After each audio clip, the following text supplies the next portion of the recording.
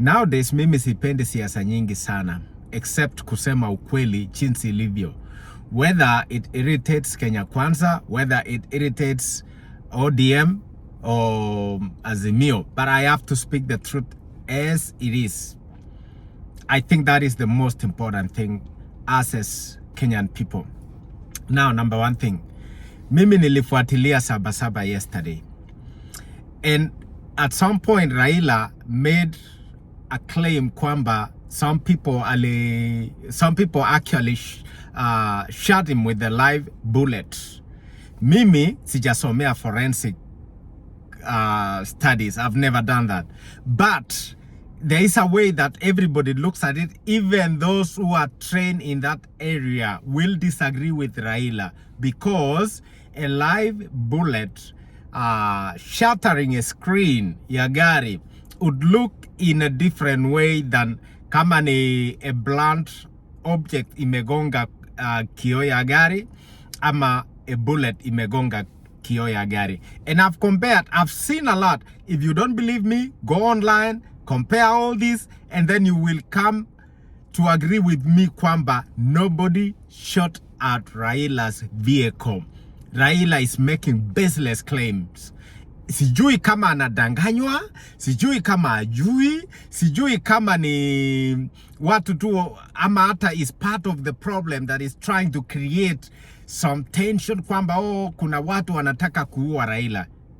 Why do you lie? Look at the photos that I've shown you here. Compare the two.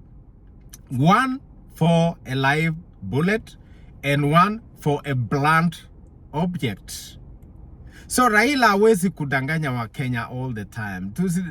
Let's not lie on the Kenyan people. Why try to whip emotions and try to cause problem in the country? We know we are facing problems. I know Kenya Kwanza has not prioritized on the things that are very important.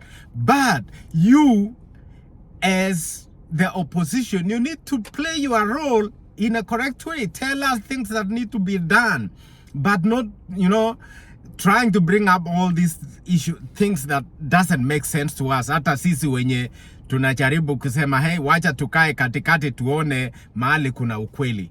Mbona udanganye wa Kenya? Another thing that I want to say is about Raila anasema is collecting 10 million signatures. Raila, you know you are wasting your time.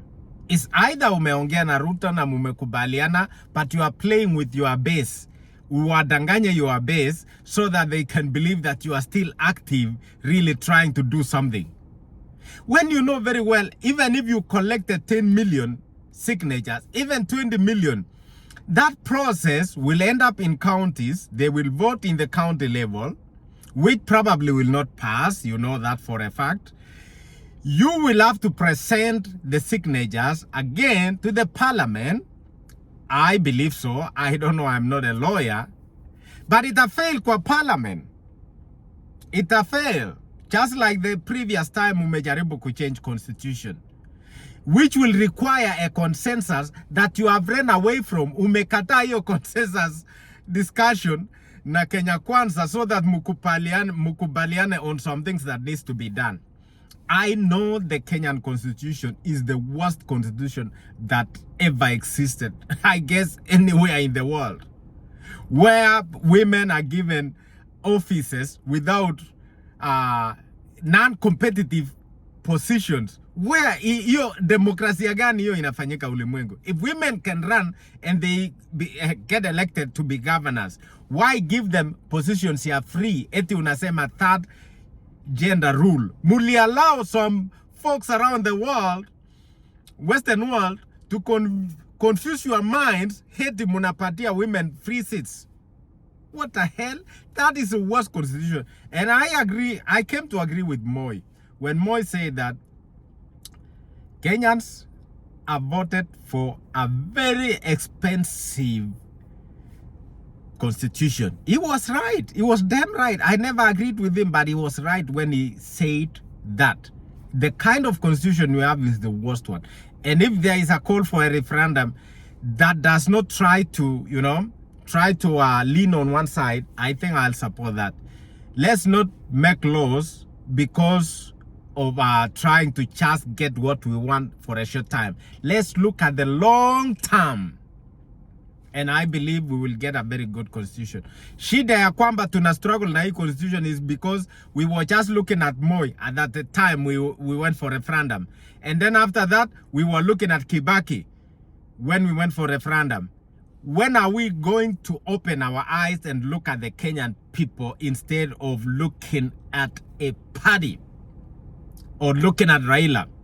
We want a constitution that will stand forever, whether there is Raila, whether there is Ruto, whether it's Zeph or anybody else. That only is focused on the truth and the lives of the Kenyan people. Thank you so much. This is Zeph.